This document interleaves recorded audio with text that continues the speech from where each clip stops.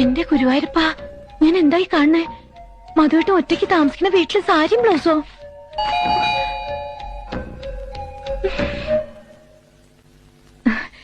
ആരാ? വരൂ, ഇരിക്കൂ. ഞാൻ ഇരിക്കുന്നേ. എനിക്കിവിടെ ആരും പരിചയമായിട്ടില്ല. മധുവേട്ടൻ പറഞ്ഞു ഇവിടെ അടുത്തുള്ളവരൊക്കെ നല്ല സ്നേഹമുള്ളവരാന്ന്. എന്താ പേര്? ശാന്തി. എന്റെ പേര് ഇന്ദുന്നാ. ഞാനിവിടുത്തെ വേലക്കാരി അച്ഛമ്മേ. വേലക്കാരിയോ? ക്ഷണിക്കടി. ഞാനൊന്ന് ഇരിക്കാൻ പറഞ്ഞു എന്ന് വെച്ചിട്ട് ചാടിക്കയറി ഇരിക്കാ?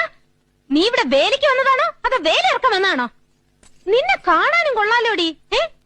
അതെന്താ വേലക്കാരിക്ക് സൗന്ദര്യം പാടില്ല? ന്യായം പറയാ. സൗന്ദര്യമൊക്കെ ആവാം, ഒരു തെറ്റുമില്ല. പക്ഷേ അതിവിടെ വേണ്ട. നീ പൊയ്ക്കോ.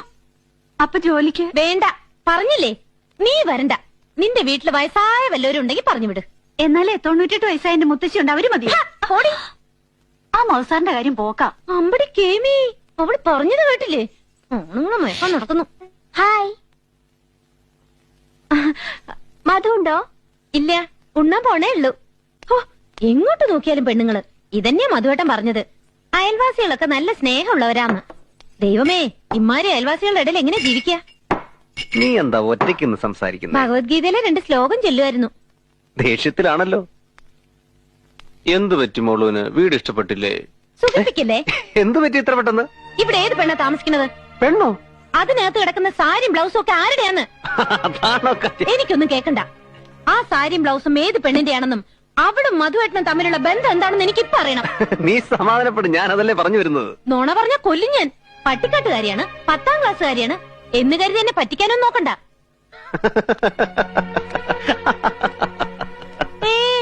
ചിരിക്കണ്ട. ചിരിക്കണ സമയം കൊണ്ട് എന്തെങ്കിലും നോണ ആലോചിച്ചെടുക്കായിരിക്കും. എനിക്കുണ്ട് ബുദ്ധി. ഇളി നിർത്തി കാര്യം പറയുന്നുണ്ടോ? എന്തു? അതിവിടെ ജോലിക്ക് വരുന്ന സ്ത്രീയുടെ വർക്കിംഗ് ഡ്രസ്സുകളാ. അവര് കുറച്ച് ദൂരത്തുനിന്നാ വരുന്നത്. ഇവിടെ വന്ന് സാരിയും ബ്ലൗസും ഒക്കെ മാറിട്ടാ ജോലിക്ക് കയറുന്നത്. ഓഹോ, അപ്പൊ ഉർവശിയുടെയാണോ? അയ്യോ, ഉർവശിയല്ല, ശാന്തി. കോന്തി. പേരൊക്കെ കൃത്യമായിട്ട് ഓർത്തു വെച്ചിരിക്കാ. ഞാനേ അവളെ വീരാളി പട്ടൊക്കെ എടുത്ത് കത്തിച്ചു കളയാൻ പോവാ. അയ്യോ, അവള് വരുമ്പോ എന്തെടുക്കും? ഒന്നും കൊടുക്കണ്ട. അവൾ ഇനി വരില്ല. ഞാനേ അവളെ പറഞ്ഞു വിട്ടു. ഇവിടെ എനിക്ക് ചെയ്യാവുന്ന ജോലി മാത്രമേ ഉള്ളൂ. എന്റെ കൈ കൊണ്ട് ഉണ്ടാക്കുന്ന ഭക്ഷണം മാത്രം മധുവേട്ടൻ കഴിച്ചാ മതി. എന്റെ എന്തോ എത്ര കഷ്ടപ്പെട്ടിട്ട് ഒരു സെർവന്റിനെ കിട്ടിയെന്നറിയാവോ? മധുവേട്ടാ, ഇന്നത്തെ കാലത്ത് വേലക്കാരികളൊന്നും വിശ്വസിച്ചൂടാ. ഭക്ഷണത്തിൽ കൈവശം ചേർത്ത് തരാനും മടിക്കാത്ത കൂട്ടരാ. അവക്കൊക്കെ ഈ വീടല്ലെങ്കിൽ വേറൊരു വീട്. എനിക്കേ ജീവിതാവസാനം വരെ ഈ വീടും ഈ വീട്ടുകാരനും മാത്രമേ ഉള്ളൂ. എനിക്ക് തന്നെ ഒരുപാട് ഒരുപാട് ഇഷ്ടം. I love you.